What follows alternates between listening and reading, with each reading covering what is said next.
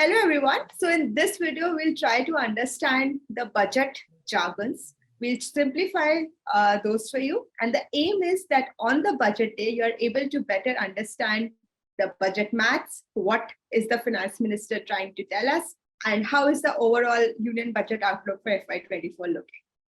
If you like this video, please like and subscribe our YouTube channel.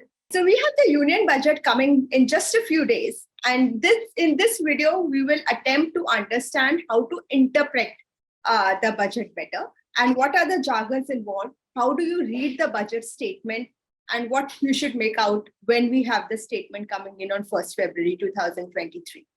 Like a household budget, there are two parts to the central government budget as well, the revenue side and the expenditure side.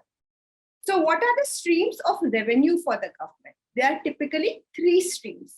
One is your tax revenue, second is your non-tax revenue, and third is divestments. Okay, so tax revenue is the income tax, corporate tax, GST, customs, excise, anything and everything the government can earn from the taxes perspective. And usually the taxes number in India has been about 10 to 11% of the nominal GDP. So on the day of the budget, if you see a tax projection which is close to 11% of nominal GDP, you'd consider that the expectations are credible and are likely to be met. The second component is the non-tax revenue, which includes two parts. One is the dividends from the Reserve Bank of India, a number which gets a lot of limelight, media attention. Second part of the non-tax revenues is the interest, etc., that the government receives from the PSUs. So in a year that PSUs have done well in terms of profits, this number tends to go up. The third component of government's revenue stream is divestments, is the sale of stake in government-owned companies. Okay, so there are multiple ways in which a divestment could happen. It could be a sale of stake, it could be a fresh IPO in the market, it could be via an ETF, it could also be a CPSE to a CPSE sale. All of these together, and the plan for this for FY24 will give us the expected divestment number for FY20. So all three components collectively give us the gross revenue for the government of India. From this number, we subtract whatever the GOI owes to the states and union territories, which is a number close to 9.5 lakh crores. And the number that we get is a net revenue for the government. Now let's keep this net revenues on one side and understand what happens on the expenditure side. Within the expenditure side, there are two categories, the revenue expenditure and the capital expenditure. Revenue expenditure is all about subsidies, wages, pension bills, interest payments. All of these are expenditure basis which no asset is being created in the economy. They are all likely to be recurring expenditures, and this is the part of usual running of the business for the government. So imagine if you are running an office space, the cost of getting the tea, coffee, paying for your employees, etc. That is the revenue expenditure equivalent for the government. On the capital expenditure, it's about the roads, railways, the infrastructure development, the allocation to different departments that could build assets for the economy. Usually, capital expenditure is considered non-inflationary.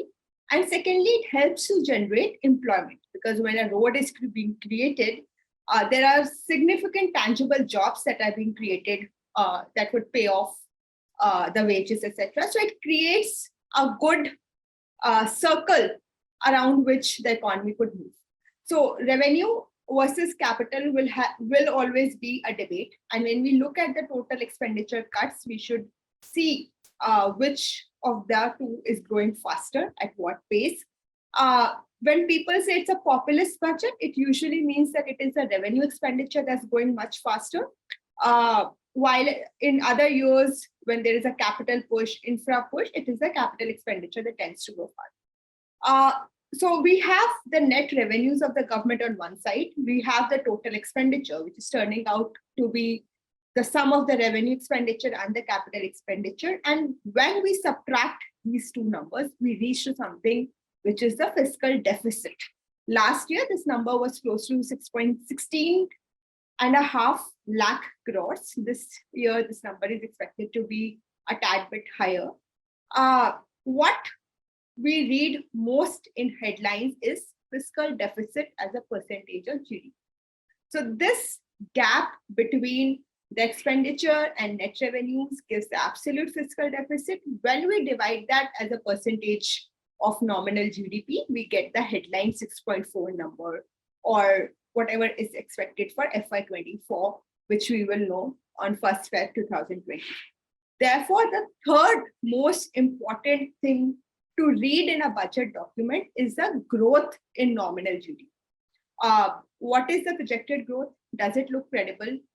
Given that we are having a falling inflation, can we grow more than 10-11%? These are the questions to ask once we see the budget statement on 1st February. So for all of us who are trying to understand the budget document, the budget speech, understanding the three streams of revenue, and I would repeat myself, the tax revenue, non-tax revenue, divestments, and the split in the expenditure part, revenue expenditure, capital expenditure, the difference between the two, which leads to fiscal deficit, and reading fiscal deficit as a percentage of GDP is absolutely critical. And I hope this makes reading the budget document an easier journey for all of us. Mutual fund investments are subject to market risks. Read all scheme-related documents carefully.